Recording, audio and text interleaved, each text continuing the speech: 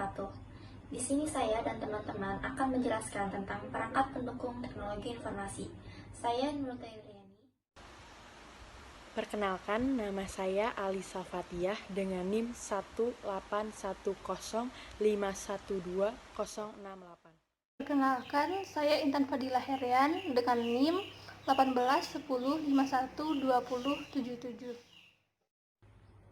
Pokok bahasan yang akan kita bahas adalah perangkat pendukung teknologi informasi merupakan suatu rangkaian yang tidak dapat dipisahkan dalam mendukung pengaplikasian teknologi informasi pada baik suatu organisasi, perusahaan, maupun perorangan. Pada akhir kami mempresentasikan materi perangkat pendukung teknologi informasi. Kami harap teman-teman dapat mengetahui dan memahami apa itu perangkat pendukung teknologi informasi, manfaat, fungsi, dan jenis-jenisnya, serta dapat pula mengaplikasikannya di kehidupan nyata. Subpokok bahasannya adalah 1. Sistem informasi manajemen. Yang kedua, teknologi informasi. Yang ketiga, perangkat pendukung teknologi informasi. Yang keempat, hardware. Yang kelima, software. Keenam, brandware. Dan yang terakhir, kesimpulan.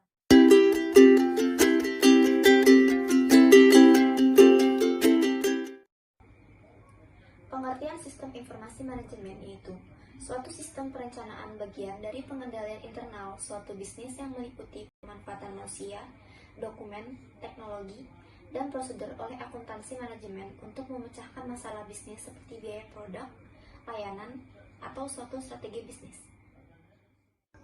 Proses manajemen ada 3. Yang pertama, perencanaan.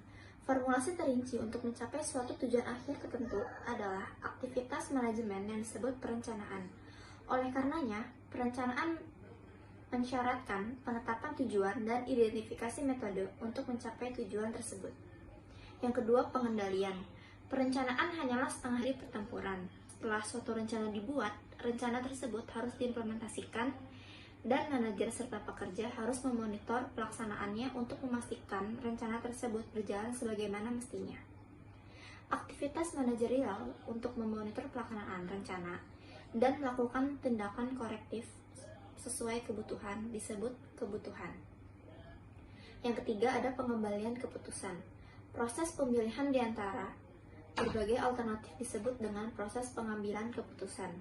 Fungsi manajerial ini merupakan jalinan antara perencanaan dan pengendalian.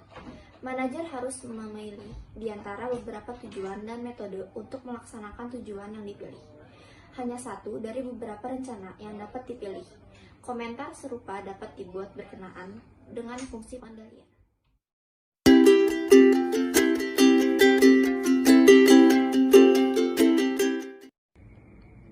Pengertian teknologi informasi yaitu suatu studi perancangan, implementasi, pengembangan, dukungan, atau manajemen sistem informasi berbasis komputer, khususnya perangkat keras atau hardware, dan perangkat lunak atau software. Tujuan teknologi informasi ada 3. Yang pertama, untuk membantu manusia dalam memecahkan suatu masalah. Yang kedua, mendukung dan membuka kreativitas. Dan yang ketiga, meningkatkan efektivitas dan efisiensi dalam menyelesaikan pekerjaan. Selanjutnya saya akan menjelaskan definisi teknologi informasi menurut beberapa ahli. Yang pertama adalah McEwan. Menurut McEwan, pengertian information technology adalah seluruh bentuk teknologi yang digunakan untuk menciptakan, mengubah, menyimpan, dan menggunakan informasi dalam segala bentuknya.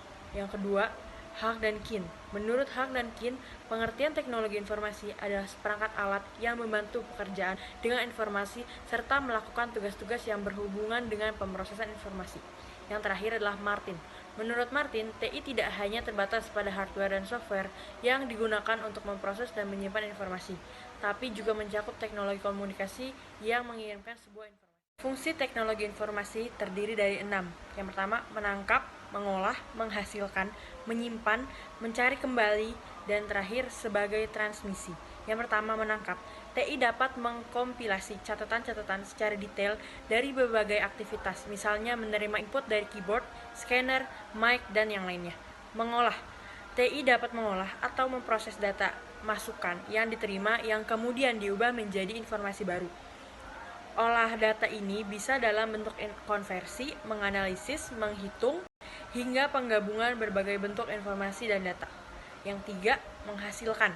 TI akan menghasilkan atau mengorganisasi informasi ke dalam bentuk yang berguna, misalnya grafik, tabel, perhitungan, dan lain sebagainya. Yang keempat, menyimpan. TI dapat merekam informasi dan data ke dalam suatu media yang kemudian bisa digunakan untuk keperluan lainnya. Misalnya data disimpan ke dalam flash disk, CD, hard disk, atau cloud storage. Yang kelima, mencari kembali. TI mampu mencari dan menelusuri kembali informasi dan data yang sudah pernah disimpan. Misalnya, mencari data klien yang belum melakukan pembayaran. Yang terakhir adalah sebagai transmisi. TI dapat mengirimkan data dan informasi dari suatu lokasi ke lokasi lainnya dengan memanfaatkan jaringan komputer, misalnya mengirim data penjualan ke tim lain di lokasi yang berbeda. Manfaat dari teknologi informasi yang pertama, memudahkan dalam memperoleh informasi serta melakukan komunikasi. Yang kedua, terbentuknya peluang bisnis yang baru. Yang ketiga, adanya peningkatan kualitas serta kuantitas pelayanan publik. Yang keempat, adanya peningkatan layanan informasi jarak jauh dalam bidang kesehatan atau telemedicine. Yang kelima, terciptanya e-learning sebagai salah satu sarana dalam memperbaiki sistem pendidikan. Yang keenam, terciptanya lapangan pekerjaan. Yang ketujuh, memperkaya ilmu dan pengetahuan dalam semua bidang termasuk dalam aspek kebudayaan. Yang terakhir, yang ke-8, terdorongnya proses demokrasi dalam semua hal.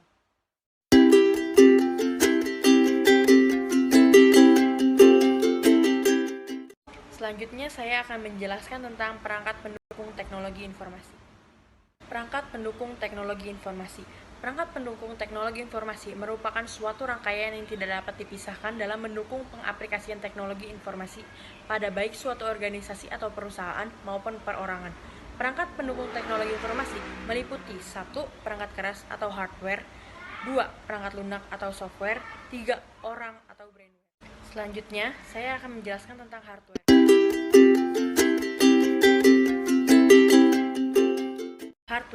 Hardware merupakan sebuah komponen fisik pada komputer yang digunakan oleh sistem untuk menjalankan perintah yang telah diprogramkan, atau dalam arti singkatnya, sebuah komponen pada komputer yang bisa disentuh, dilihat, dan diraba. Fungsi hardware 1. Menerima input atau masukan, 2. Mengolah data atau informasi, 3. Memberikan output atau keluaran, 4. Menyimpan data atau informasi.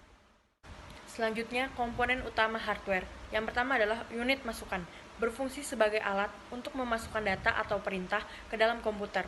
Contoh, keyboard, mouse, scanner, dan yang lain-lain. 2 adalah unit pusat pengolah, Central Processing Unit atau CPU, merupakan otak sistem komputer, terdiri atas komponen aritmatika dan logika, unit kontrol, dan main memory. Yang 3 adalah unit keluaran, berfungsi untuk menampilkan atau mencetak keluaran sebagai hasil pengolah data. Contoh, printer, monitor, plotter, speaker, dan lain-lain. Keempat adalah media penyimpanan atau memori, digunakan untuk menyimpan data, informasi, dan program pengolah data. Selanjutnya, saya akan membahas mengenai software, yaitu istilah khusus untuk data yang diformat dan disimpan secara digital, termasuk program komputer, dokumentasinya, dan berbagai informasi yang bisa dibaca dan ditulis oleh komputer. Selanjutnya, ada beberapa fungsi software. Menyediakan fungsi dasar di sebuah komputer sehingga dapat dioperasikan, misalnya ketersediaan sistem operasi dan sistem pendukung pada komputer. Kedua, mengatur setiap hardware yang ada pada komputer sehingga dapat bekerja dengan baik. Yang ketiga, menjadi penghubung antara beberapa perangkat lunak lainnya dengan hardware yang ada pada komputer. Yang keempat, perangkat lunak juga berfungsi sebagai penerjemah suatu perintah software lainnya ke dalam bahasa mesin, sehingga dapat dimengerti oleh hardware. Yang kelima, software juga dapat mengidentifikasi suatu program yang ada pada sebuah komputer. Selanjutnya, ada klasifikasi atau pengelompokan dari software. Yang pertama, operating system, yaitu perangkat lunak yang berfungsi untuk mengelola, mengkoordinasikan setiap komponen yang ada pada komputer. Contohnya yaitu Windows, Linux, DOS, Unix. Yang kedua, programming language atau bahasa pemrograman, yaitu perangkat lunak berfungsi sebagai instruksi standar yang melibatkan sintak dan semantik yang dipakai untuk mendefinisikan suatu program aplikasi pada komputer. Contohnya adalah bahasa pemrograman PHP, Java, dan lain sebagainya. Yang ketiga adalah query language. Selanjutnya ada application program atau program aplikasi, yaitu perangkat lunak yang memiliki fungsi tertentu, misalnya seperti software untuk presentasi, yaitu Microsoft PowerPoint, software untuk akuntansi, contohnya Microsoft Word, Excel, dan lain sebagainya.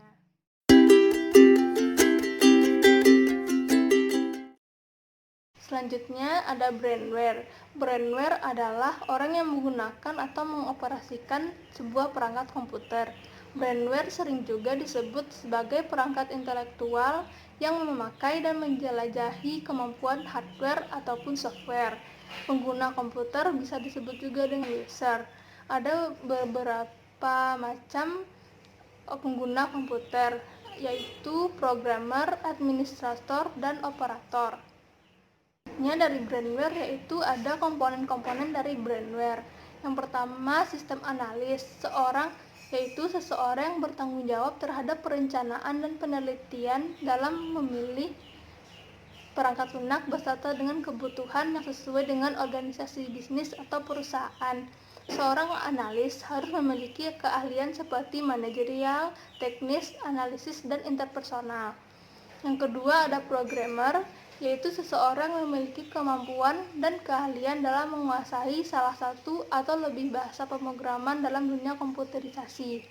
Programmer bertugas untuk membuat dan mempersiapkan program-program yang dapat mendukung sistem komputer yang akan atau telah direncanakan. Programmer penting jika saja terjadi hack terhadap database perusahaan. Selanjutnya ada administrator. Administrator yaitu seseorang yang memiliki tugas dan kemampuan untuk mengelola satu sistem operasi beserta program yang dijalankan pada sebuah komputer maupun jaringan dalam perusahaan. Yang keempat ada konsultan, yaitu seorang brandware yang memiliki pengetahuan di bidang komputerisasi, namun biasanya tidak berperan untuk menangani secara langsung, hanya sebagai penasehat yang handal. Yang terakhir yaitu project manager, yaitu seorang komando atau pemimpin dari suatu proyek tertentu, biasanya disebut dengan mandor.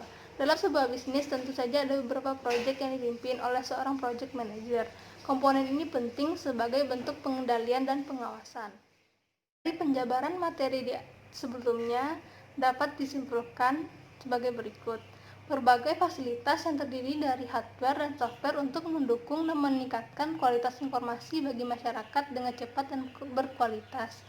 Hardware yang dimaksud di sini adalah perangkat yang digunakan untuk pengguna atau user, sedangkan software adalah perangkat lunak yang mendukung berjalannya hardware secara maksimal, dan brandware adalah peran dari orang menjalankan software dan menggunakan hardware.